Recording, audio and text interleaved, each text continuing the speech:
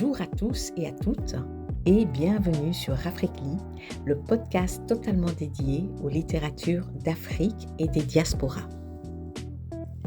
Alors aujourd'hui, c'est le premier épisode de la série RDC Congo, capitale d'Afrique.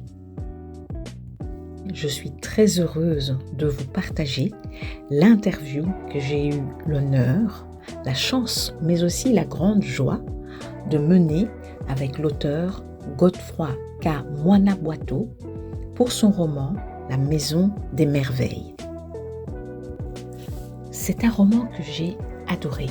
Ce roman nous plonge dans l'histoire de la RDC. En effet, c'est un roman qui raconte la rébellion lumumbiste de 64. Il est vrai que les thématiques sont lourdes, les thématiques sont difficiles, mais c'est un roman qui est très agréable à lire. Il y a une poésie dans certaines descriptions. Bref, je vous le recommande. Et je vous le recommande aussi parce que ce sont les lettres mouchetées qui éditent ce roman. Et ceux qui me suivent savent comment j'adore cette maison d'édition. J'ai d'ailleurs fait une interview de l'éditrice de cette maison d'édition. Je vous dis déjà à dimanche. D'ici là, je vous souhaite des lectures passionnantes. Et je vous laisse avec l'interview de Monsieur Godefroy K. Mwana-Boato. À bientôt. Alors aujourd'hui, j'ai l'honneur et la chance de mener une interview avec l'auteur Godefroy K. Mwana-Boato. Godefroy, bonsoir. Bonsoir madame. Alors, je vous reçois aujourd'hui plus précisément pour une interview sur votre dernier livre, La Maison des Merveilles. Alors, avant de plonger dans le livre pour mes auditeurs, je vais citer quelques points de votre biographie et vous me corrigez si je mentionne des erreurs. Alors, vous êtes né à Kisangani en 1986 et vous exercez la profession d'avocat. C'est exact jusque-là? Oui, c'est exact jusque-là, oui. Alors, par contre, moi, je pensais que La Maison des Merveilles était votre deuxième roman, mais j'ai découvert que c'était votre troisième roman. Est-ce que c'est exact? Oui, c'est mon troisième roman, mais Ainsi sont faites les lianes, c'est en fait une espèce de réécriture du premier. C'est pour ça que je les mentionne souvent comme le deuxième. Ah, d'accord. Parce que moi, j'avais trouvé un premier roman édité en 2012 intitulé L'Éden est triste. Et oui. Ainsi sont faites les lianes. Là, ça a été publié en 2022. Et là, vous dites que c'est une réécriture de votre premier roman. Exactement. L'Éden est triste dans sa version améliorée. C'est ce qui donne effectivement Ainsi sont faites les lianes.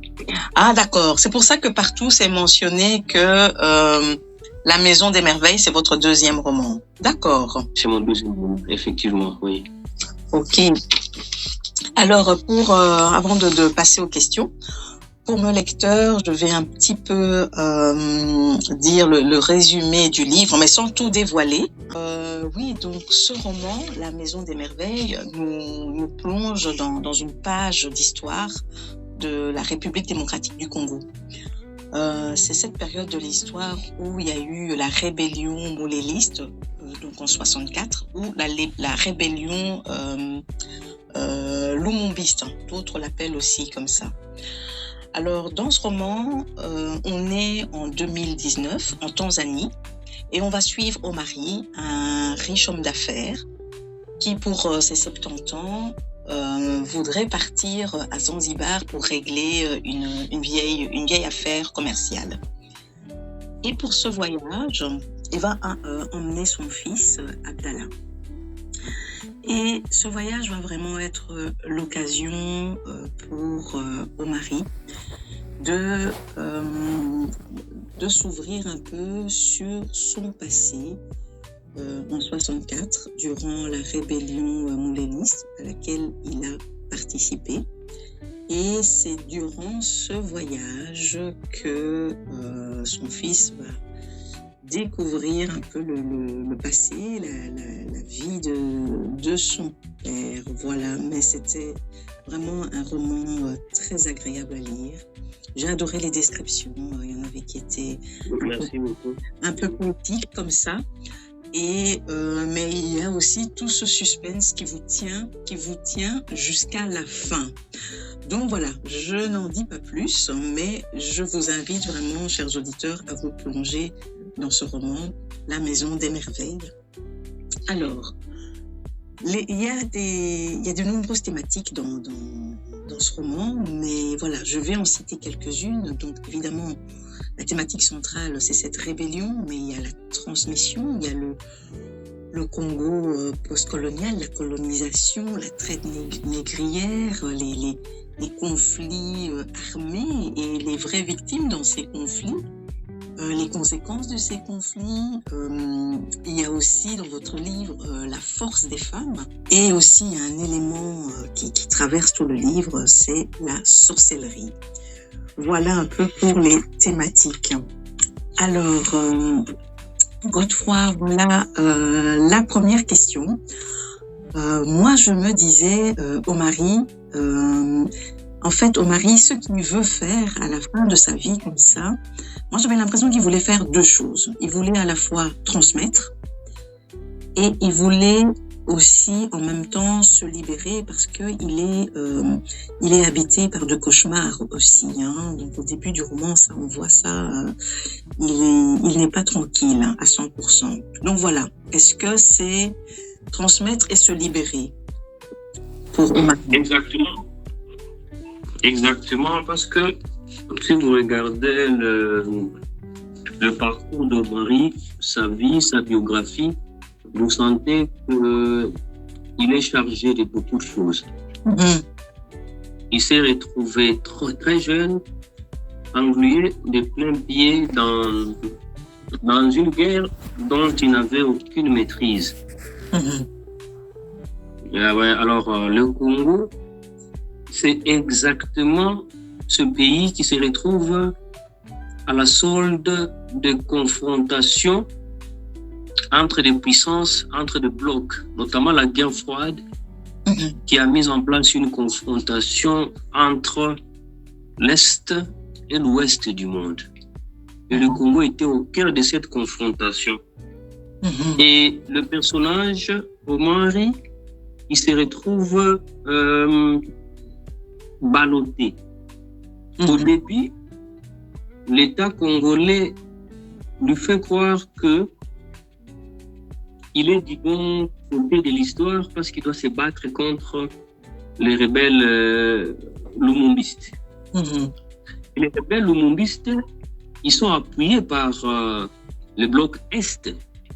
Mais au fur et à mesure qu'il avance, il se retrouve encore qu'il a intégré la rébellion et il se bat contre le pouvoir central de Kinshasa qui est appuyé par le bloc Ouest, mais contre lequel il s'est battu au début. C'est cette dualité que je voulais essayer de mettre en mots. Ça explique effectivement le ballottement du Congo dans les enjeux mondiaux jusqu'à aujourd'hui, ça reste la même chose. Et Omar, il est chargé de ça. Il s'avère qu'il a caché cette histoire parce que, au finish, à la fin, il a changé d'identité pour se cacher.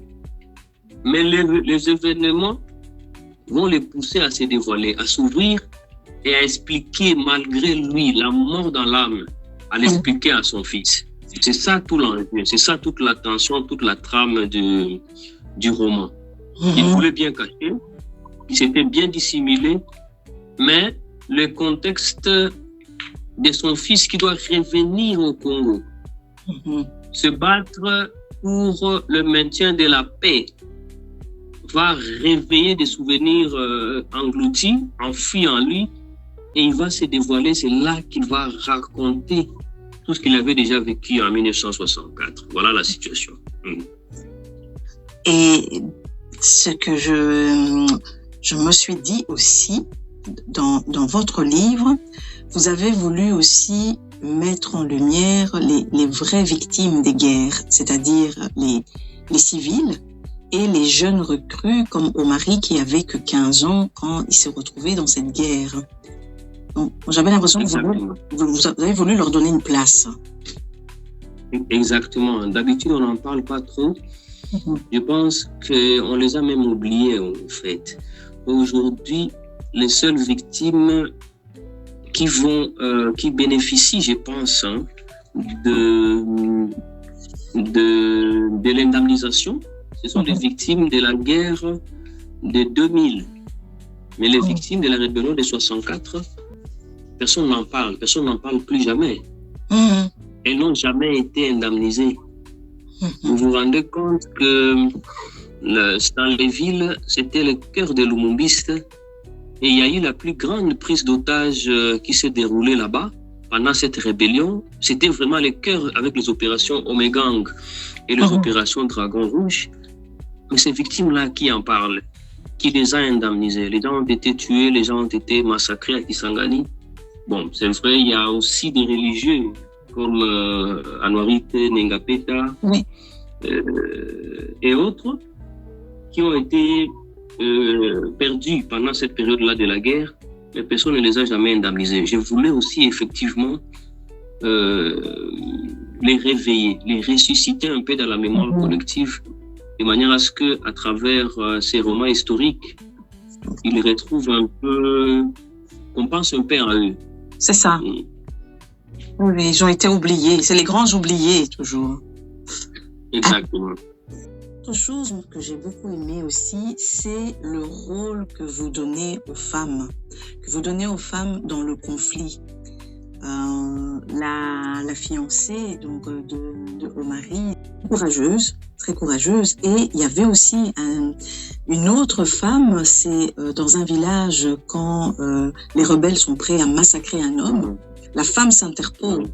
Je trouvais que vous avez voulu mettre des femmes puissantes dans votre récit.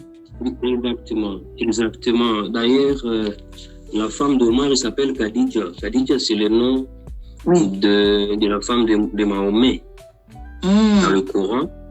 Ouais, dans le Coran. Et puis au maniement, l'islam a une place très importante.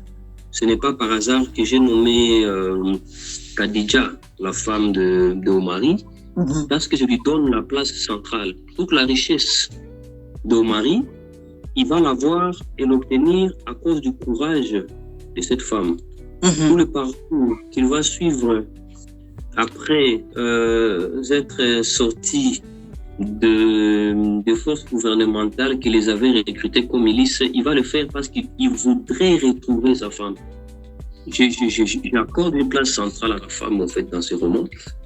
Et vous vous en rendez compte au fur et à mesure qu'on évolue.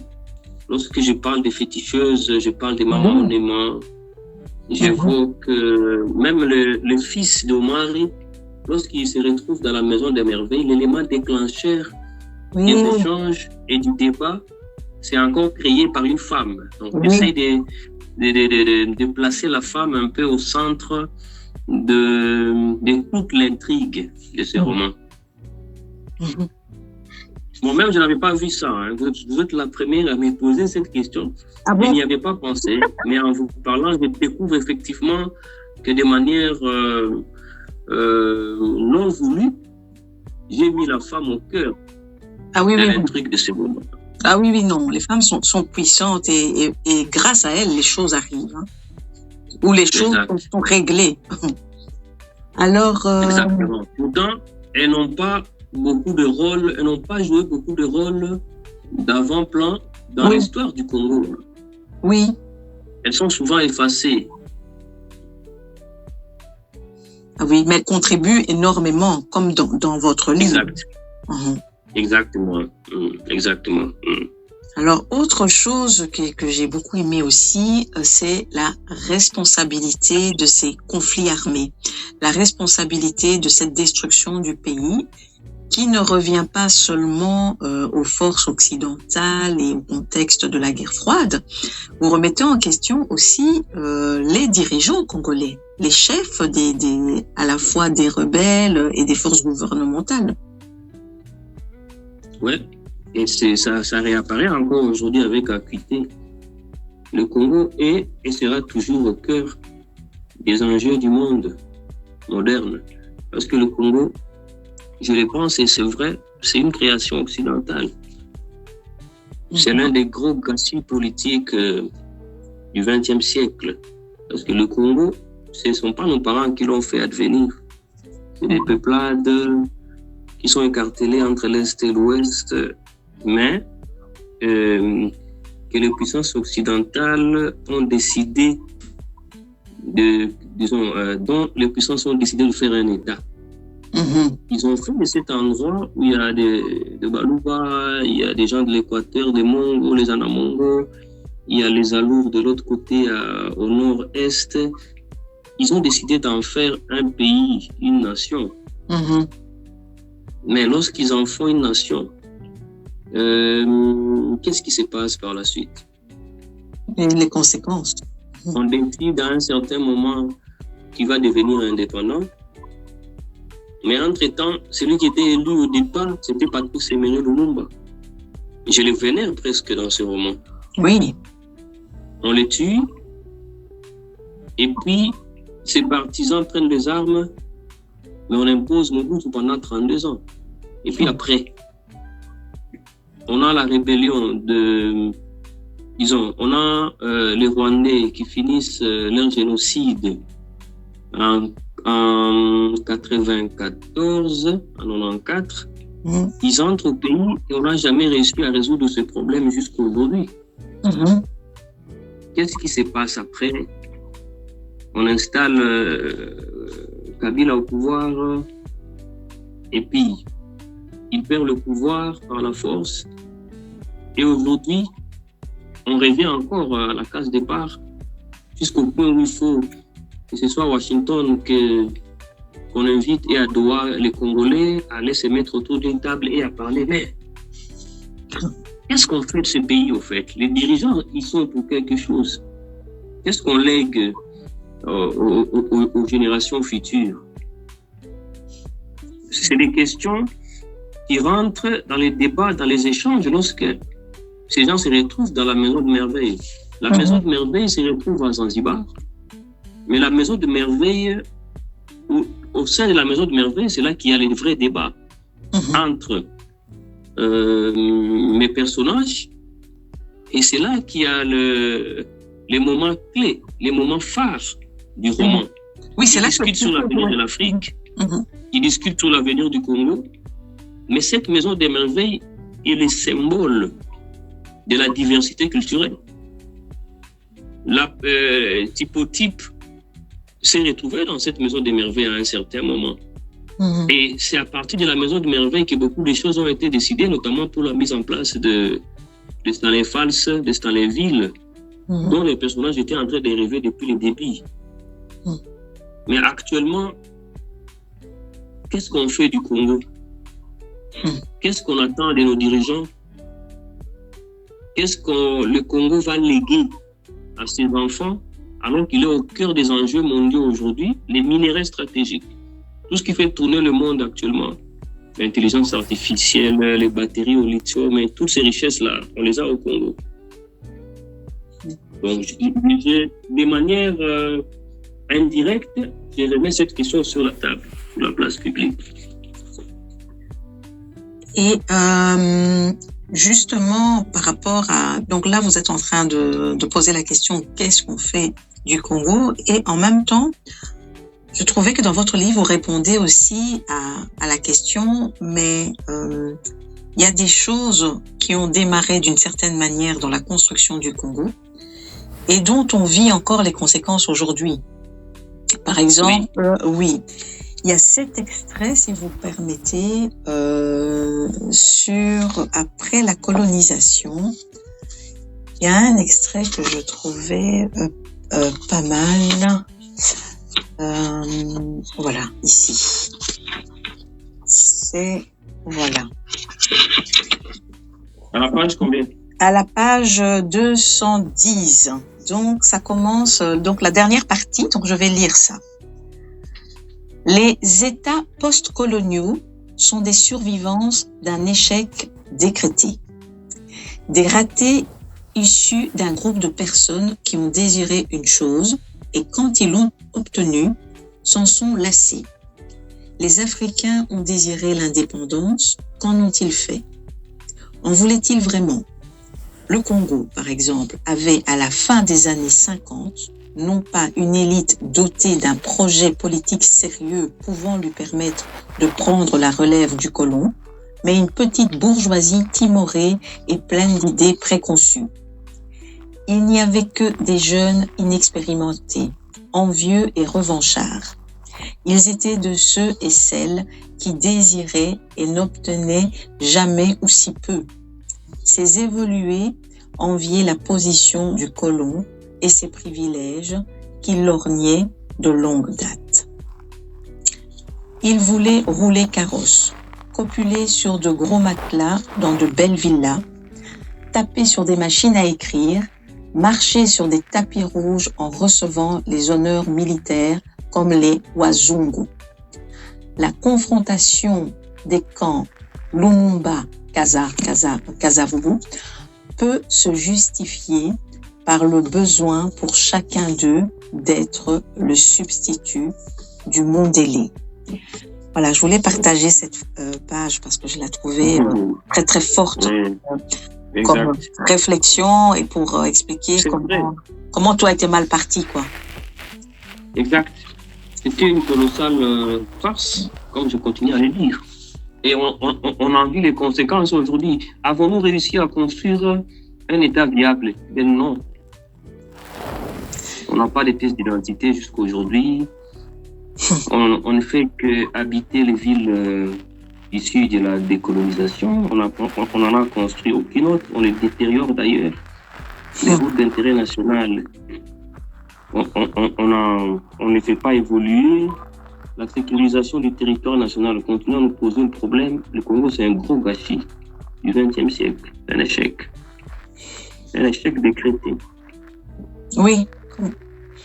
Oui, non, je trouvais ce Moi, je pense qu'on serait parti sur le plan Van Bilsen. Sur 30 ans, peut-être qu'on aurait mis en place, et bon, c'est vrai, je ne suis pas un pro-colonial, mais peut-être que sur 30 ans, en 90, 91, on aurait mis en place une élite qui devait prendre la relève. Oui, une meilleure préparation. Ça, on n'était pas vraiment prêt. Oui, c'est ça, peut-être. Alors, autre chose que j'ai aimé aussi dans votre texte, c'est les liens entre la République démocratique du Congo, la Tanzanie et Zanzibar. Et là, j'ai découvert vraiment des choses. J'ai l'impression que vous voulez vraiment mettre ça en avant, quoi. Ouais. Je ne pense pas beaucoup, et ça c'est une thématique qui revient beaucoup sur mes livres. Sur Ainsi sont faites les lianes, d'ailleurs les termes l'indiquent, les titres, et puis sur la Maison de Merveille, je crois que les frontières artificielles nées de la colonisation n'ont pas de raison d'être. N'ont pas de raison d'être. La Tanzanie, le Congo, le Rwanda, le Burundi, l'Ouganda, on est les mêmes en fait. On est les mêmes. Moi, autant je suis à l'aise à Zanzibar, autant je peux être à l'aise à Kisangani, autant je peux être à l'aise à Kigali et tout. Nous sommes les mêmes. Moi, je considère par exemple des nations comme le Rwanda, le Burundi comme des provinces du Grand Congo. Vous voyez, j'essaie d'évoquer très souvent cette thématique-là. J'ai dit, on est les lianes. On a l'impression que on est séparés, on est différents, mais on est attachés au même tronc. C'est l'apparence qui nous montre que les lianes s'embourvent, s'interpénètrent, s'interconnectent, mais au fond, c'est la même branche, c'est la même tige. Ouais. C'est une thématique très forte que j'utilise très souvent dans mes romans. à ma manière. Voilà, ça nous donne envie de lire votre premier roman. Alors là maintenant, j'aurais une question par rapport à l'écriture de ce roman. Donc déjà, vous l'avez écrit en combien de temps? Alors, à vrai dire, l'écriture de la Maison des Merveilles, je l'ai commencé avant, ainsi sont faites les liens. Ah, c'est vrai? Oui, mais j'avais des soucis, je ne savais pas arriver à Zanzibar à cette époque. Mais j'avais déjà un texte, j'avais une ébauche, mais il fallait que j'arrive sur le terrain pour que les descriptions soient vraies, tiennent le coup, vous voyez, et que ça ressemble à la vraie réalité sur le terrain. C'est comme ça que j'avais sollicité cette bourse du Centre national du livre français, qui effectivement m'a permis d'aller à Zanzibar, de faire cette boucle entre Kigoma, Dodoma, Tabora, Morogoro jusqu'à Dar es Salaam et puis d'arriver jusqu'à Zanzibar, jusqu'au Maniema, de boucler l'écriture. Mais je l'avais écrit en 2000, j'ai commencé à l'écrire en 2012. Ok. Et parce que votre livre est au niveau historique est très très fouillé, très documenté. Donc comment vous avez procédé pour toutes les recherches et le temps que ça vous a pris? Ouais, je me suis enrichi auprès des historiens qui avaient déjà parlé de la rébellion de 64. J'ai lu Verhaeghen, notamment. J'ai interrogé aussi mes grands-parents. Hein, ah oui. Parce qu'ils ont été au Maniema pendant cette rébellion-là de 64. Notamment mon grand-père, ma grand-mère. J'ai vécu là-bas, au Maniema aussi. On nous racontait tout ce qui s'est passé. Il y a des personnages qui sont vrais, hein, dans les romans. Oui, il y en a qui sont vrais. Il y en a qui sont vrais, il y en a d'autres que j'ai ajoutés, il y en a d'autres que j'ai essayé d'édulcorer. Et puis à partir de là, Verhaeghen, j'ai lu, comment il s'appelle l'autre, j'ai oublié le nom. J'ai lu beaucoup d'historiens, j'ai lu même Amélie Nothomb, l'écrivaine belge, qui a parlé aussi dans son roman Premier Sang. Elle a parlé de la rébellion de 64. J'ai essayé de compiler tout ça, plus ma propre expérience et ma créativité d'écrivain. Et puis j'ai créé mon histoire. Alors on arrive tout doucement à la fin de cette interview. Et pour clôturer, je souhaiterais que vous nous lisiez un passage de votre choix. Ouais, je vais vous lire une partie que j'aime beaucoup, la page 77.